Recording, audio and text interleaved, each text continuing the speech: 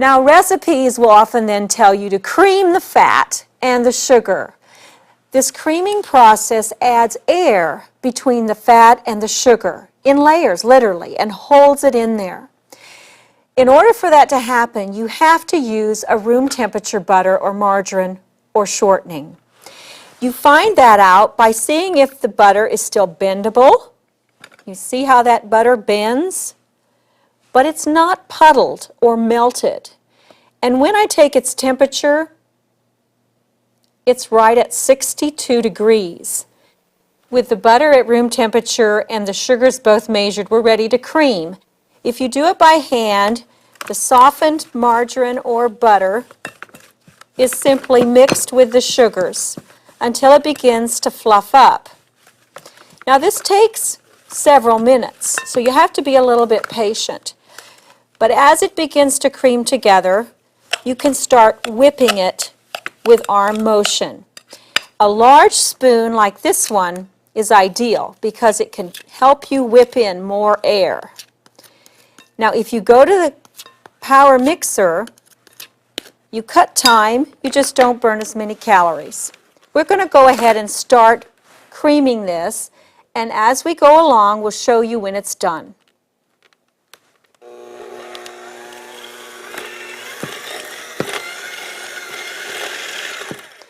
You can see that it's still grainy looking. It's not ready yet. It's a little creamy, but it should be light, fluffy, and well beaten.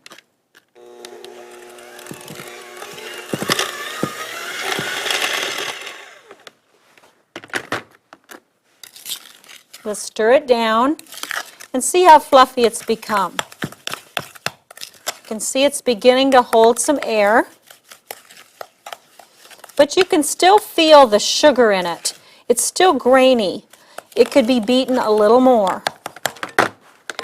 It's always good to scrape down your beaters if you're using a stand mixer or your bowl as you go to make sure you don't leave a layer of sugar and fat on the side of the bowl.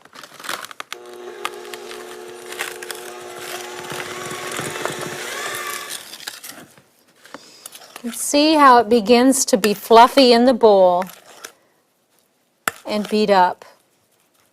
Now we'd be ready to move on to another portion of that particular cookie or cake recipe. Now let's do something fun for a party. Let's talk about frostings and colored sugars and drizzles and dress up and how we can be creative. One thing that children love to do with sugar is to make colored sugars that they can decorate cookies and cakes and other products with. This is simple for them to do, but it also teaches them how colors are made, either through the rainbow or through their own creativity. This simple art project is you take a half a cup of sugar, granulated, and you'll add, according to the color you want, drops of liquid food coloring. Now, at homebaking.org, our website, we have a whole palette of choices. There's also oftentimes a color mix chart on the back of the food coloring to help you decide how to make peach and lime green and other beautiful colors. So let me just get us started. We'll start with an orange. We'll take 2 drops of red, plus a little, and then 3 drops of yellow.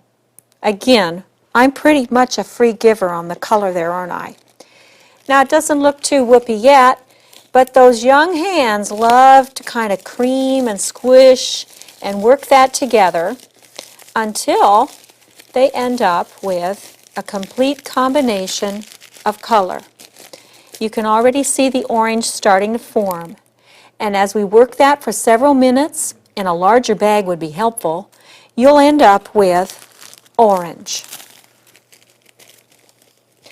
Then to make this quilt cake, it's just simply a yellow sheet cake pan that's been made with white icing and divided into quilt squares with red licorice strings. The colored sugars can be placed. You can use cookie cutters to make different shapes for the colored sugar to go in, or a whole host of other options to make this quilt. But it's a great thing to do at a party. Now, one of my favorite things to do for birthday parties at school is to make cinnamon rolls.